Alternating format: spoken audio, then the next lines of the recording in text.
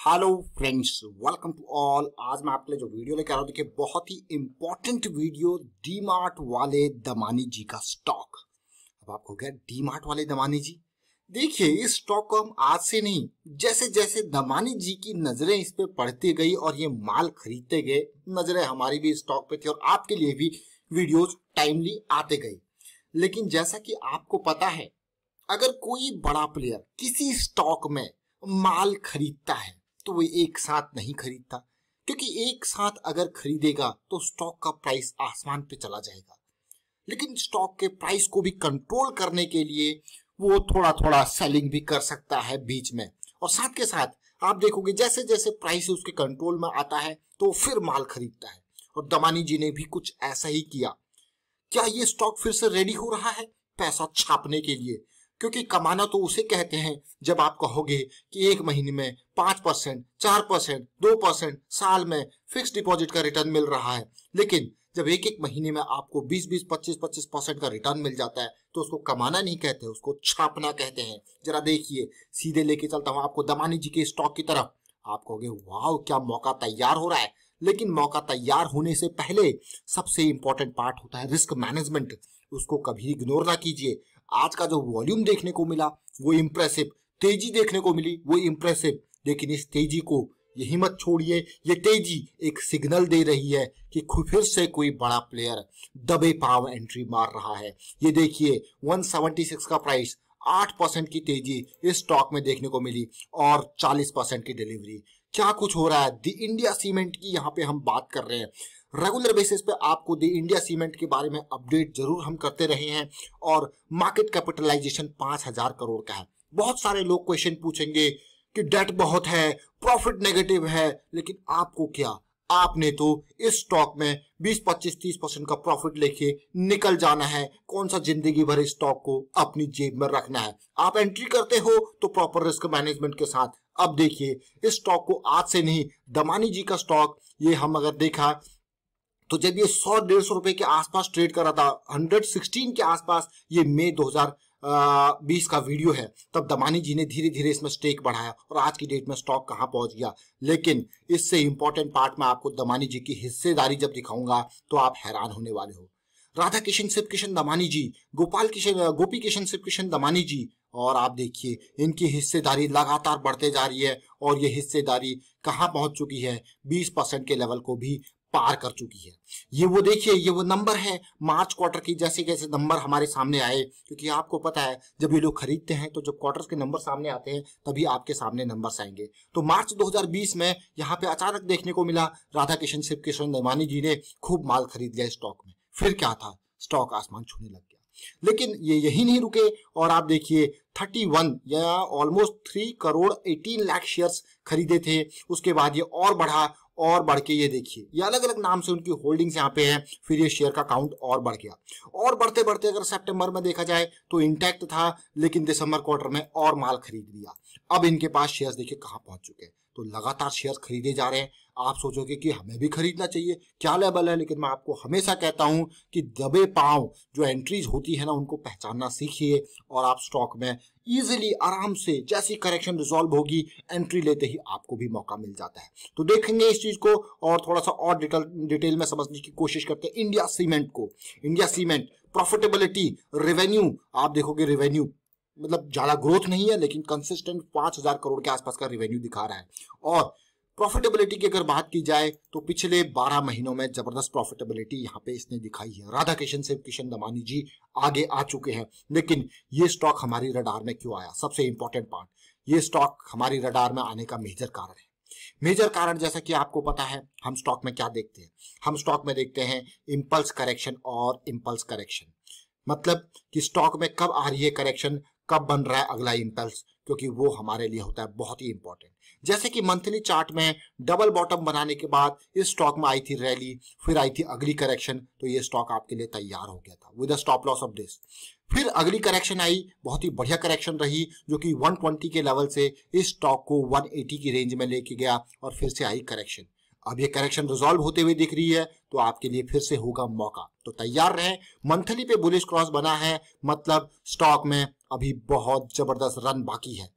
अब weekly chart पे आपको लेके चलता हूं और समझाने की कोशिश करते हैं कि कैसी सिचुएशन बन रही है। हमेशा एक बात याद रखें, बुलिश क्रॉस के बाद 200 की लाइन को भी पार किया, बढ़िया करेक्शन आया और इस करेक्शन को देखिए, बढ़िया रैली आई, फिर से बढ़िया करेक्शन आया और रैली आई। अब जो ये अभी फिलहाल करेक्शन चल रहा था, क्या इसमें कोई वॉल्यूम देखने को मिल रहा है? और वो वॉल्यूम आज की डेट में हम डेली पे देखेंगे, बट इस वीकली चार्ट को भी अगर आप देखोगे तो दबे पांव जो वॉल्यूम बनते हैं ना, ये देखिए जरा। ओवरऑल अगर आप देखोगे इन 3 वीक्स में कैसे बड़े बड़े वॉल्यूम देखने को मिले और सेलिंग नेग्लिजिबल। इसका मतलब कोई बड़ा प्लेयर चुपके एंट्री मार रहा है। अब तो आपको बड़े प्लेयर का नाम भी पता है, राधा किशन शिव किशन दमानी जी। ये दमानी जी धीरे धीरे शेयर्स को खरीदे जा रहे हैं और मुझे लगता है कि अच्छी खासी हिस्सेदारी यहाँ पे खरीदने वाले हैं। और जैसा इस स्टॉक में अगर मैं देखूं, इस बॉटम पॉइंट को देखिए, इस बॉटम पॉइंट को देखिए, आरएसआई पे आपको दिख रहा होगा कि फिर से डबल बॉटम बनाते हुए देखने को मिल रहा है, यानी कि मोमेंटम बढ़ता हुआ दिख रहा है। मोमेंटम बढ़ता हुआ दिख रहा है तो अच्छी बात है। तो हमें रिस्क मैनेजमेंट की चीजें यहाँ पे देखने को मिली कि हमारा स्टॉप लॉस तैयार है। सबसे इंपॉर्टेंट पार्ट, हम जब ये मान के चलते हैं कि इस स्टॉक में हमारा इतना ही रिस्क है, तो वो सबसे अच्छी ट्रेड होती है, सबसे अच्छी इन्वेस्टमेंट होती है, क्योंकि आपको पहले ही पता है कि आप कितना रिस्क लेके चल रहे हो। आप सोचिए जरा, यहाँ पे ये एरिया जो 180 का एरिया था, ये पार होने को तैयार है, यानी कि करेक्शन रिजॉल्व होने को तैयार है। आप कहोगे वाव कि अगली रैली, अब आपके मन में आएगा कि टारगेट कितना अज्यूम करें, लेकिन मैं आपको कहूंगा अगर ये करेक्शन रिजॉल्व होती है और ये स्टॉक से आप 180 से 200-210 के बीच में भी अगर चले जाता है ये स्टॉक, तब भी आप सोचोगे 10% से ज्यादा का गेन। लेकिन नहीं, ये स्टॉक यही नहीं रुकने वाला और मुझे लगता है इस बार तो अपने ये पीक लेवल के पास जाने की कोशिश करेगा इस रैली में, और पीक लेवल पे फिर आपको करेक्शन देखने को मिल सकती है। सोचिए, ये सारी प्लानिंग चल रही है, ये सारा एग्जीक्यूशन चल रहा है, लेकिन उससे पहले ही आपको पता है कि आपका रिस्क कितना बढ़िया, आपका रिस्क कितना है, वो आपको पहले ही नॉलेज है। बड़ी रैली आती है, इंपल्स के बाद करेक्शन, करेक्शन के बाद फिर से इंपल्स के बाद फिर करेक्शन आती है, और अब बारी है इंपल्स की। और जैसी ये इंपल्स आएगी तो आपको मिलेगी बड़ी रैली। लास्ट टाइम पे जो इस रेंज की करेक्शन हमें देखने को मिली थी, वो आप देख सकते हो, उस रैली ने सीधे स्टॉक को 160 की रेंज से 220-230 की रेंज में पहुंचा दिया था। इस बार भी कुछ ऐसा ही लग रहा है और ऐसी रैली बनती हुई दिख रही है इंडिया सीमेंट में। लेकिन ये सारी सिचुएशन देखने से पहले मैं आपको लास्ट टाइम यानी कि 2017 की सिचुएशन देखिए, आरएसआई पे कैसे डबल बॉटम बनता हुआ दिख रहा था, 60 के अराउंड सपोर्ट लेता हुआ दिख रहा था। आप कहोगे वाओ, ये जो मजेदार सिचुएशन बनती हुई दिख रही है, अगर ये लेवल पार होता है तो कहां तक का गेन। अब सोचिए, अफोर्डेबिलिटी ऑफ द रिस्क की बात करते हैं। बहुत सारे लोग कहते हैं कि भाई हमारा पैसा डूब गया। क्या सोचिए, आप इस स्ट्रेटेजी के साथ अगर चलते हो कि मेरा रिस्क इतना ही है, क्या आपका सारा पैसा डूब सकता है? मान लो मैं स्टॉक में 180 के लेवल पे एंट्री करने की सोच रहा हूँ, 180 के लेवल पे, और मेरा रिस्क है मात्र 20 रुपए का, यानी कि 160 पे मेरा स्टॉप लॉस अवेलेबल है और मैं 2000 का रिस्क ले सकता हूं। तो मैं कितना शेयर खरीदूंगा? मात्र 100 शेयर खरीदूंगा एज पर माई रिस्क अफोर्डेबिलिटी। तो क्या मुझे लॉस, क्या मेरा पूरा कैपिटल डूब जाएगा?